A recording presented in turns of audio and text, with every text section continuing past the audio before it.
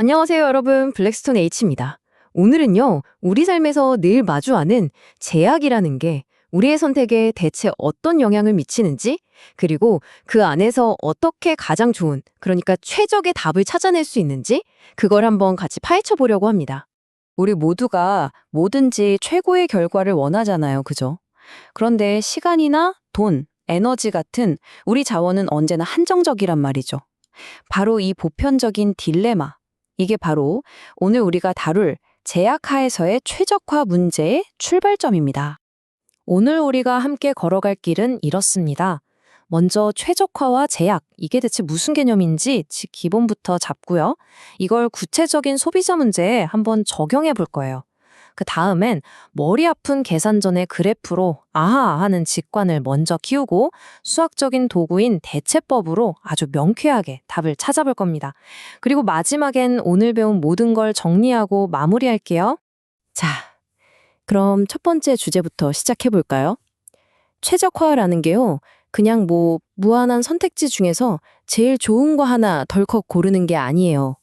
주어진 한계, 그러니까 정해진 규칙 안에서 가장 현명한 선택을 하는 그 과정 자체를 말하는 겁니다.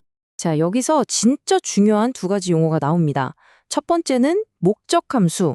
이건 우리가 달성하고 싶은 목표라고 생각하시면 돼요. 그리고 두 번째는 제약 조건. 이건 우리가 반드시 지켜야 할 규칙을 의미합니다. 어때요? 아주 간단하죠?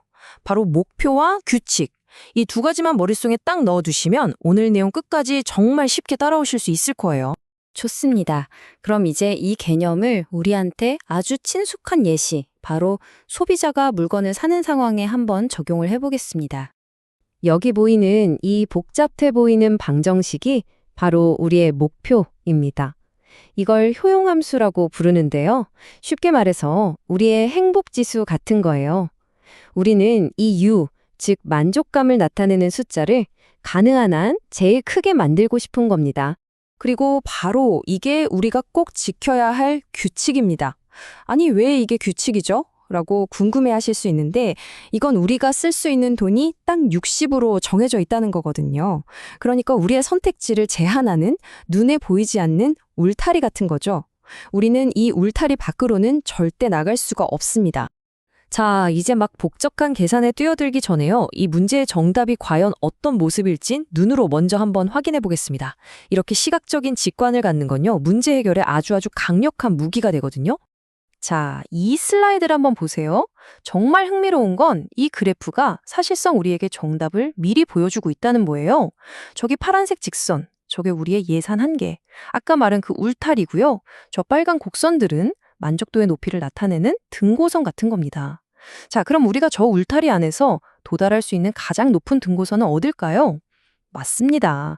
바로 저 예산선과 효용곡선이 딱 한 점에서 스치듯이 만나는 바로 저 지점이에요. 이 3D 그래프를 보면 개념이 훨씬 더 명확해져요.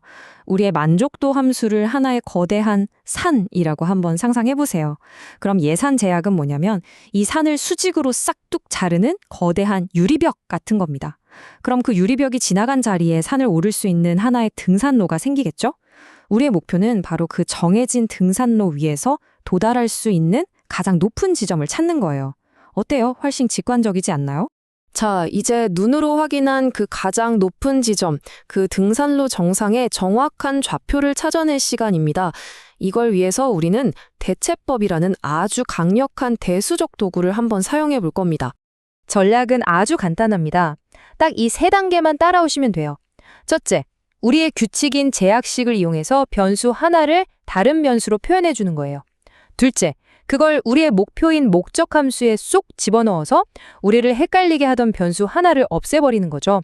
마지막으로 아주 간단해진 변수가 하나만 남은 문제를 풀어주면 끝입니다. 좋습니다. 이제 이론은 충분한 것 같네요. 다 같이 이 소비자의 퍼즐을 한 단계씩 풀면서 정답을 찾아가 보죠. 자, 먼저 우리의 규칙인 예산 제약식부터 좀 손을 보겠습니다. 이 식을 X2에 대해서 정리를 해주는 거예요. 간단한 이항이랑 나눗셈을 하면 X2가 X1으로 어떻게 표현되는지 금방 알 수 있죠. 다음은 정말 마법 같은 단계입니다. 방금 전 슬라이드에서 얻은 결과를요, 원래의 목표 함수에 있던 x2 자리에 그대로 집어넣는 거예요. 이렇게 하면 우리를 괴롭히던 변수 하나가 마치 연기처럼 싹 사라지게 됩니다. 자, 보세요. 이제 우리의 목표 함수는 오직 x1이라는 변수 하나만 가지고 있습니다. 변수가 두 개인 복잡한 문제에서 변수가 하나뿐인 훨씬 다루기 쉬운 문제로 바뀐 거죠. 자, 아까 그 삼봉우리 이야기 기억나시죠? 그 봉우리의 정확한 위치를 수학적으로 어떻게 찾을 수 있을까요? 한번 생각해 보세요. 산의 정상, 그 꼭대기에서는 아주 잠깐 동안 땅이 평평하잖아요. 즉, 기울기가 0이 됩니다. 수학에서 미분이라는 건 바로 어떤 지점에서든 그 곡선의 기울기를 알려주는 마법 같은 도구거든요. 그래서 우리는 이 함수를 미분해서 기울기를 구하는 공식을 찾는 겁니다. 바로 이겁니다. 기울기가 0이 되는 지점을 찾는 것. 이 간단한 방정식을 푸는 게 우리의 만족도를 극대화하는 x1 값을 정확하게 찾아내는 결정적인 열쇠가 되는 거죠. 네, 정답이 나왔습니다. 첫 번째 재화의 최적 소비량은 바로 8입니다. 자, 퍼즐이 거의 다 풀렸어요. 우리가 찾은 첫 번째 답을 아까 정리해둔 제약 조건식에 다시 쏙 넣어주기만 하면 나머지 답은 아주 쉽게 구할 수 있죠. 그리고 마침내 퍼즐의 마지막 조각이 맞춰졌습니다. 두 번째 재화의 최적 소비량은 14네요. 그러니까 이 소비자는 예산 60이라는 울타리 안에서 재화 1을 8개, 재화 2를 14개 살 때 가장 큰 만족, 즉 효용을 얻게 된다는 뜻입니다. 자, 오늘 저랑 같이 긴 계산을 해봤는데요. 여기서 우리가 얻어가야 할 핵심 교훈들이 뭔지 다시 한번 정리해 보겠습니다. 오늘 분석의 핵심은 딱 이 세 가지입니다. 첫째, 제약이라는 건 우리가 뛸 수 있는 경기장의 크기를 정해주는 겁니다.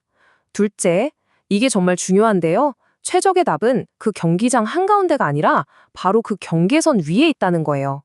그리고 셋째, 수학은 바로 그 경계선 위에 있는 수많은 점들 중에서 가장 좋은 지점을 정확히 찾아내는 나침반 역할을 해준다는 겁니다. 그래서 말이죠. 오늘 배운 이 경제학적 사고방식을 여러분의 삶에 한번 적용해보면 어떨까요?